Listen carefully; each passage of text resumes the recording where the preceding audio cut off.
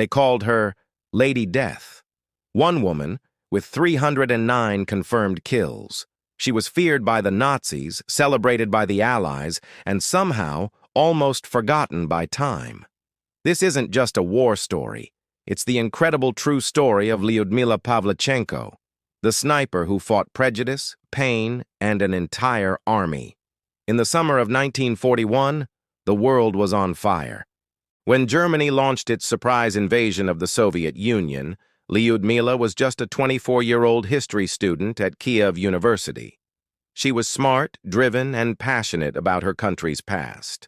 But as the sound of bombs echoed closer and her city came under attack, she knew her future wouldn't be in a classroom. She put down her books and decided to pick up a rifle. When she arrived at the recruitment office, she declared she wanted to be a sniper. The commanders looked her up and down. They didn't see a soldier, they saw a young woman. They laughed. A woman on the front line? Impossible. They tried to push her toward becoming a nurse, a far more suitable role. But Lyudmila was stubborn. She had been a member of a shooting club and already earned her sharpshooter badge. She refused to back down. Finally, to get her to stop insisting, they gave her a challenge, a makeshift audition. They pointed to 2 distant targets and handed her a rifle. She didn't just hit them, she hit 12 bullseyes in a row. Suddenly, no one was laughing anymore. They handed her a Mosin Nagant rifle, and her new life began. Lyudmila was sent to the brutal front lines near Odessa. The fighting was chaotic, a whirlwind of mud, explosions, and constant fear. But amidst the terror, Lyudmila found a strange sense of calm. Her focus under fire was unmatched. She possessed an almost inhuman patience, a skill absolutely essential for a sniper. She could lie perfectly still in a ditch or perched in a tree for hours, sometimes waiting a full 15 hours for a single perfect shot. She learned the rhythms of the battlefield, the habits of the enemy, and the art of becoming invisible.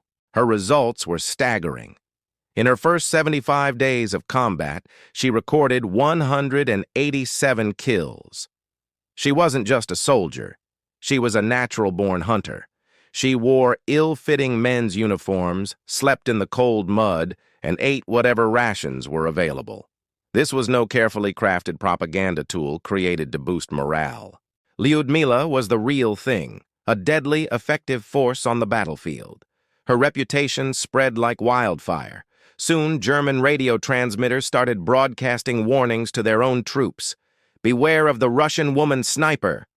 They had given her a name, Lady Death. But war is a cruel and impartial force. It doesn't spare anyone, not even its heroes. On the battlefield, Lyudmila found not just purpose, but also camaraderie. She was partnered with another sniper, a man she grew to respect and care for deeply. They watched each other's backs, shared stories in the quiet moments, and fought side by side. Then one day, a German mortar shell landed near their position. He was killed instantly, right beside her. In that moment of devastating loss, she didn't cry. She didn't scream. She simply aimed her rifle and continued the fight, her grief hardening into a cold, deadly resolve.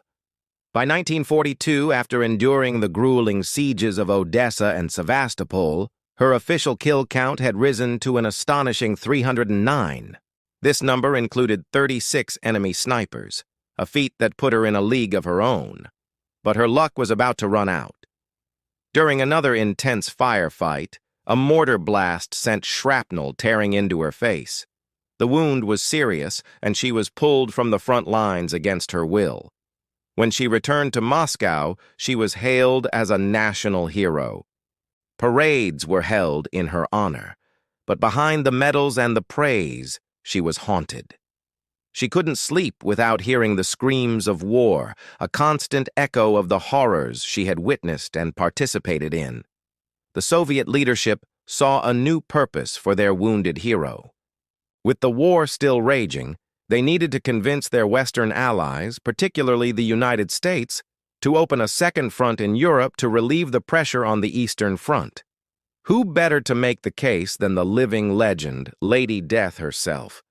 And so, In a completely unexpected twist, Lyudmila Pavlichenko, the sniper from the trenches, became an ambassador. She was sent on a tour of the United States, Canada, and Great Britain.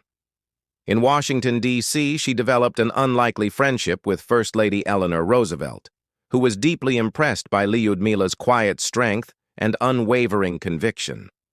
But Lyudmila wasn't there to just shake hands and smile for cameras.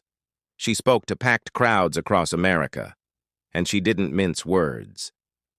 Standing before rooms full of politicians and journalists, she challenged their perceptions head-on. In one famous speech in Chicago, she delivered a line that silenced the room. "I am 25 years old, and I have killed 309 fascist invaders by now. Don't you think, gentlemen, that you have been hiding behind my back for too long?" Her raw honesty and undeniable courage electrified audiences. Even in a time of peace, she was still fighting. This time, for respect and for the support her country desperately needed. Lyudmila Pavlichenko survived the war, but in many ways she carried its ghosts with her forever. She finished her history degree at Kyiv University and worked as a historian and research assistant for the Soviet Navy. But she suffered from post-traumatic stress and the lingering effects of her wounds. She passed away quietly in 1974 at the age of just 58, nearly forgotten by the world she had helped save. Yet, her story is a powerful testament that strength knows no gender, and that true courage, once it is awakened, never truly dies. Her legacy is not just in the number of kills, but in the barriers she shattered and the quiet dignity with which she carried an impossible burden. Thank you for watching. If you found this story as powerful as we did, please like, subscribe, and hit the notification bell for more stories of forgotten heroes. See you next time.